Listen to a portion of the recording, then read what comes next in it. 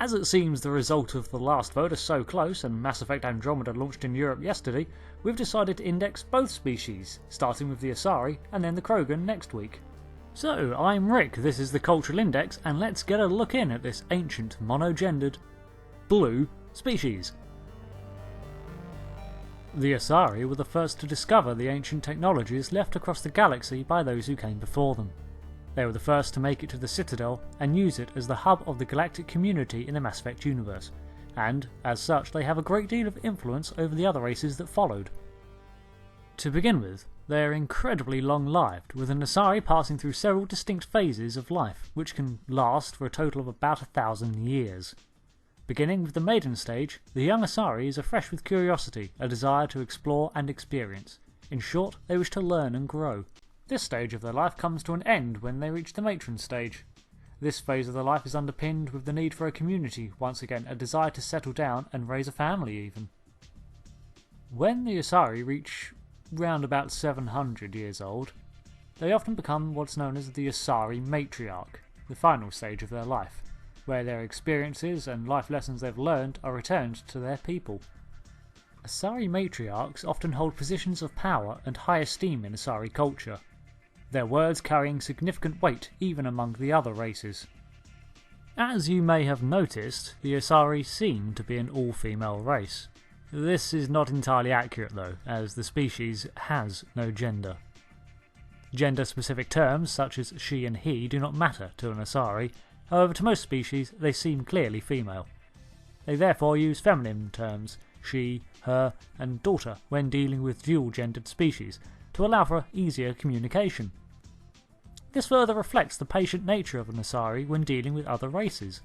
After all, a 1,000-year lifespan allows one to plan for decades, not merely weeks, and fosters a long-term view of life.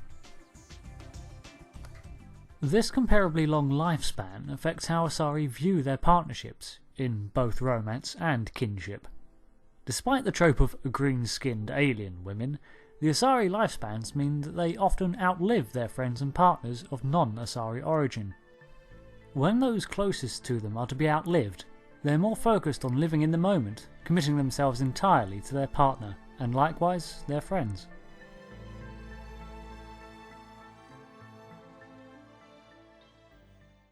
Well aware they are considered attractive to many species, they're not above exploiting their allure or using a race's cultural bias and preconceptions to their advantage, although this is down to the individual.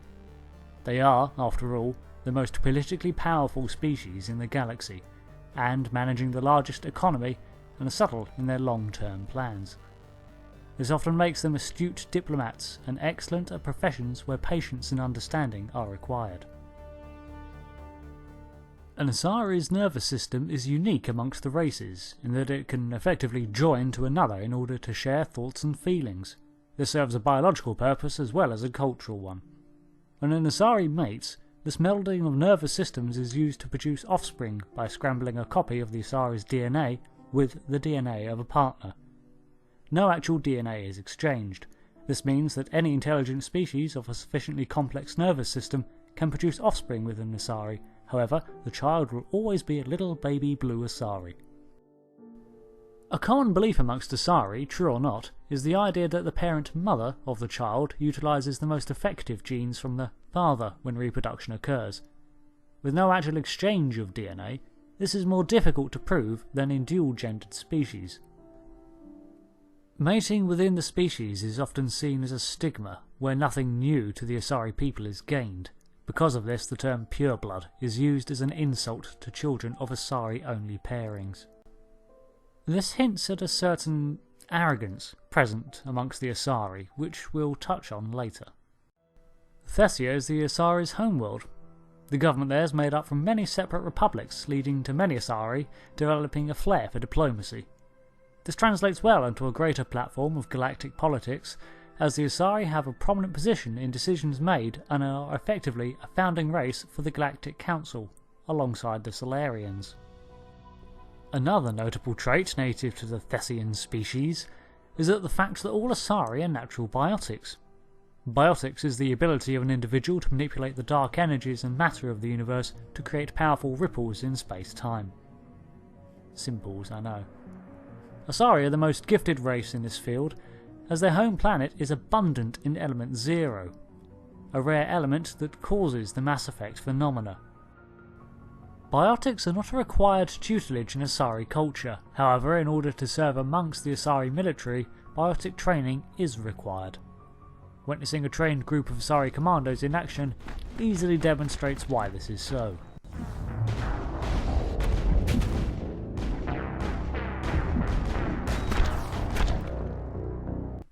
As Asari commerce and political influence is so widespread, the species is often looked to by others as trendsetters, particularly in fashion and art.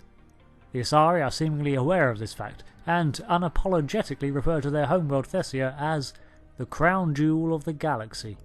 With its sweeping bridges and tall spires, it's easy to see why. As with all things Asari, the emphasis is on form and design. Multiple religions are present at different times throughout Asari history, making for a rich and diverse lore all of its own. For example, the goddess Athame was part of a pantheon, but over time the pantheon was replaced by the monotheistic religion of just Athame. However, worship of this single goddess is no longer the chief religion practiced by the Asari, although its effects can still be seen in terms such as by the goddess. The truth behind the shift from the pantheon to the monotheistic religion can be explained by the influence of another alien race in early Asari life. However, that may be a video for another day. The chief religion of the Asari is called Ciari. The chief principles of this belief are that everything in the universe is part of a single force. Death is the returning of an individual to the universe's own consciousness.